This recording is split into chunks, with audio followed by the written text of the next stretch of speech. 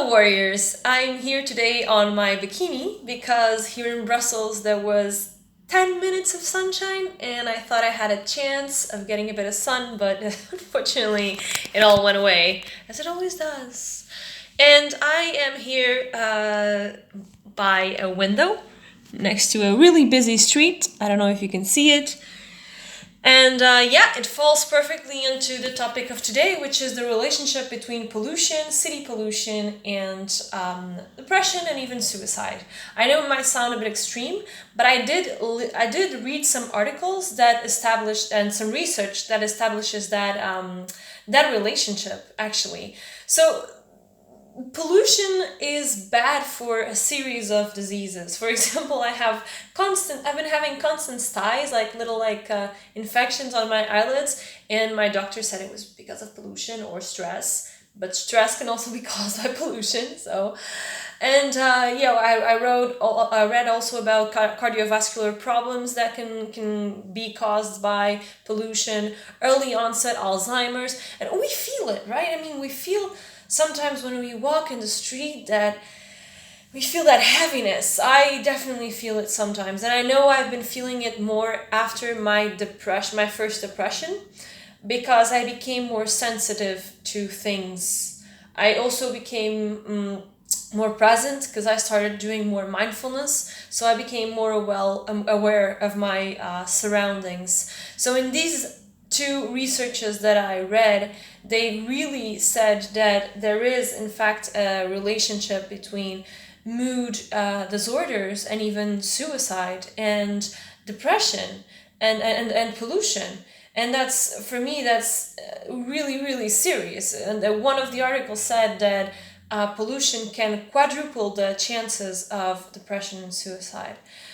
um I I feel like, I had a house in the countryside when I was younger, when I was still in contact with my family, and I used to spend some time there, and I did feel the difference when I would come from holidays, because I would go there to write and to work, and when I would come back from those holidays, I would feel like coming back to the city was really really heavy to me. And I do feel that we do normalize the city a lot. We do. It's almost like an abusive relationship, right? If we are in a relationship, and this channel talks a lot about abuse, so maybe you're already familiar with that. We are in this relationship, this abusive relationship, perhaps, and the person treats us badly, the person disrespects us, the person doesn't look out for our needs, and we see it as normal because that became our normality.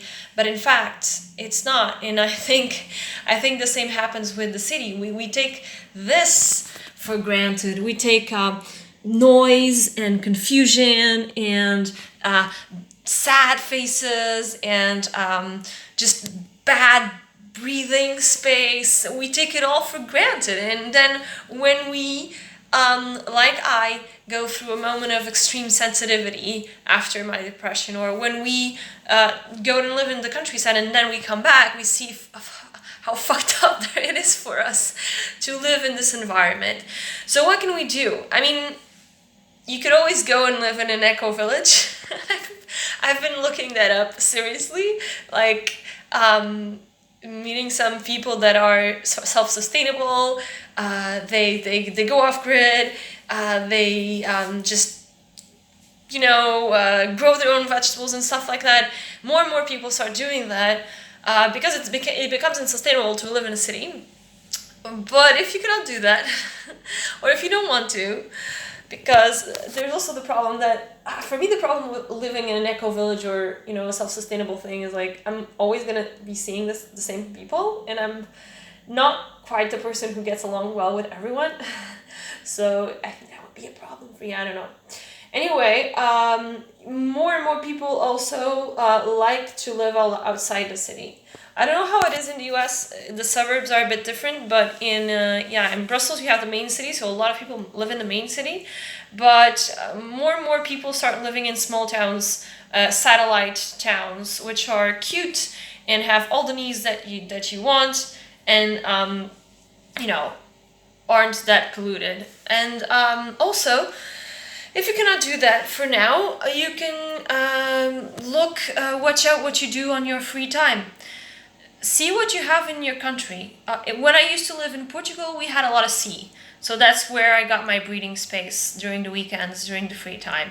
The sea has a lot of fresh air. It's amazing. The Atlantic Ocean in Portugal has a really big personality. And I would have like really seriously relaxing moments there, and I think it did me really good. Here in Brussels, the sea is, I cannot even call it sea, is very, very ugly, I think. And it's windy and it's cold, so okay, you could go there if you really have to, but there's like this thing called the Ardennes, which is an extension of mountains or mounts, forests, and they're really, really beautiful. So I frequently go on hikes, and I like to spend the whole day hiking, and it does me a lot of good. It does me a lot of good, even if I didn't have to go back to the city. Just spending the day in nature, spending the day by myself or with someone in nature, just gives me that breathing space that I sometimes need.